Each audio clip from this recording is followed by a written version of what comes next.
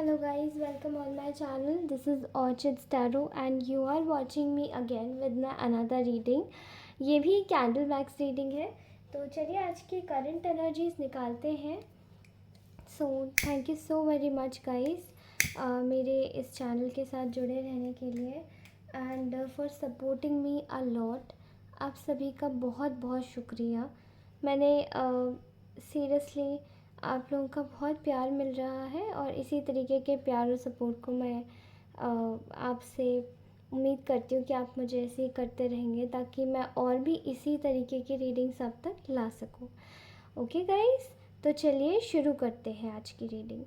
और हाँ, अगर आपको रीडिंग अच्छी लग रही है तो पूरी ज़रूर देखिएगा और इस चैनल को ज़रूर सब्सक्राइब और लाइक ज़रूर कीजिएगा। तो चलिए निकालते हैं आज की करंट रीडिंग्स हमारे व्यूअर्स की।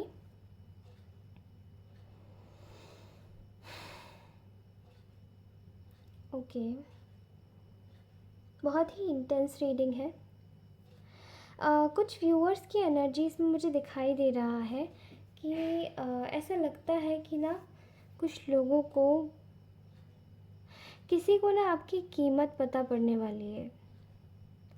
किसी बहुत ही नादान और इमेच्योर इंसान को, आपके पार्टनर को आपकी कीमत पता पड़ने वाली है कि आपकी कीमत एग्जैक्टली है क्या। आपका होना आपकी उनकी लाइफ में और आपके यहाँ से चले जाना उनकी लाइफ में कितना अफेक्ट करता है, दोनों चीज़ें। ठीक है, ओके। पास में ऐसा नज़र आ रहा है कि ये इंसान आपके साथ में काफ़ी ज़्यादा बायस था। इसने आपको काफ़ी किसी लगता है कभी किसी गिनती में रखा नहीं। गिनती में भी रखते कैसे, इनको अपनी बढ़ाइयाँ करने की जो आदत है, बढ़ाइयाँ सुनने की आदत है। ये इंसान बहुत अटेंशन सीकर दिखाई दे रहा है। इनको दूसरों से अपनी तारीफ़ें सुनने का बहुत ज़्यादा वो है, फोकस्ड रहते हैं इस चीज़ पे। लेकिन अगर आप की तारीफ़ हो जाए तो इनका ईगो हर्ट होता है कहीं ना कहीं। आई डोंट नो मुझे ऐसा क्यों फ़ील हो रहा है, बट हाँ, अगर आपको बुरा लगा होगा इस चीज़ का तो आई एम सो सॉरी। जी, ऐसा दिखाई दे रहा है कि इस इंसान को आपकी होने से इस इंसान को कंप्लीटनेस फ़ील हो रही है। इस इंसान को ये दिखाई दे रहा है कि आपके होने से ये इंसान अपनी एक फ़ैमिली क्रिएट कर सकता है। ये इंसान आपको एक फ़ैमिली की तरह देखता है। ठीक है, पास में आप दोनों के साथ में इन्होंने बहुत बायस बिहेवियर किया है। आपको इक्वल गिव एंड टेक नहीं दिया, आपके साथ में चीटिंग की, आपको धोखा दिया, इवन आपको लेस ट्रीटमेंट दिया। और लोगों की तारीफ़ें आपके सामने हुई होंगी लेकिन आपको तारीफ़ें नहीं मिलती थी, जस्ट बिकॉज कि इस इंसान का ईगो हर्ट ना हो जाए।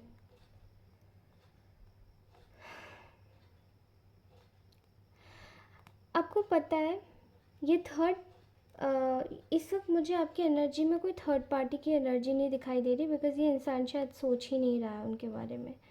यहाँ ऐसा दिखाई दे रहा है कि ये इंसान स्ट्रेट फॉरवर्डली डायरेक्टली आपके टुवर्ड्स ये आगे बढ़ना चाहता है, एक्शन लेना चाहता है। ठीक है, शायद ऐसा एनर्जी आ रही है जैसे कि यिंग और यांग, ये एनर्जीज होती हैं ट्विन फ्लेम्स की। यिंग यांग दो अलग अलग एस्पेक्ट कह सकते हैं, फेमिनाइन और मैस्कुलाइन, बट काफ़ी सिमिलर होते हैं। ठीक है, डिफरेंसेस बहुत होते हैं बट स्टिल सिमिलर होते हैं। ओके, आपके टुवर्ड्स आ रहा है ये इंसान। ठीक है, लेकिन मुझे ऐसा दिखाई दे रहा है कि पास में ना इस इंसान ने आपको शायद अपने किसी घर में, इनके घर में शायद कोई बुज़ुर्ग इंसान हो सकते हैं, इनके घर में कोई एक समझदार दोस्त हो सकता है, या फिर इनकी खुद की फैमिली किसी ऐसे ओझा को जानती है, या ये खुद किसी ऐसे ओझा एस्ट्रोलॉजर या फिर किसी स्पेल वर्कर को जानते हैं, स्पेल कास्टर को, जो कि शायद कहीं ना कहीं इनकी इस चीज़ में ना मदद तो नहीं कह सकते, बट या आपको दबा के रखने में इनका काफ़ी हाथ था। अ, और ये जो स्पेल कास्टर था, ये मे बी ये शायद स्पेल कास्टर था, इनका दोस्त मुझे ऐसा दिखाई दे रहा है। और कुछ कुछ के केसेस में इन लॉज भी दिखाई दे रहे हैं। तो ये ऐसा बोलता था इनसे कि हाँ ऐसा भी होता है, ऐसा भी होता है। तो आपके पार्टनर ने जस्ट शायद ऐसे इंस्टेंस लेके एक चलो मैं एक बार ट्राई करके देखता हूँ, एंड कुछ तो किया है यहाँ पे।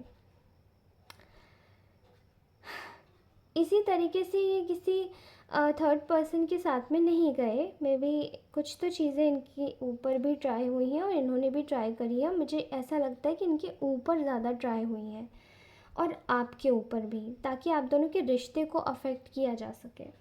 ठीक है, ये इंसान बहुत इमेच्योर था। आपने शायद 1000 बारी बोला होगा कि इस इंसान से दूर रहो, इस व्यक्ति से दूर रहो, इस दोस्त से दूर रहो, लेकिन इस इंसान को शायद ये बातें समझ नहीं आई, क्योंकि इसके दिमाग में जो था इसको वही करना था एग्जैक्टली।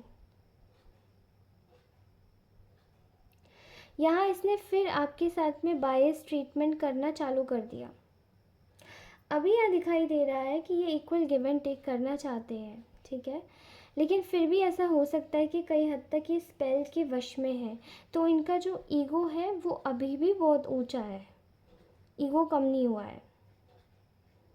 मैं सर्वोपरि, मैं सर्वशक्तिशाली, मैं महान इंसान, मैं ऐसा, मैं वैसा, ठीक है। लेकिन ये इंसान आपके पास में आ रहा है क्योंकि ये आपको एक ऐसी इंसान बनते हुए देख रहा है जहाँ पे आप शायद वॉक कर रहे हो, you are walking alone and you are walking quite decently।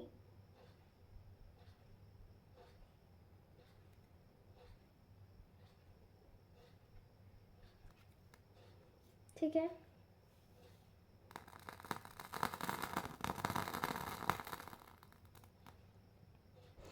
You are walking quite decently.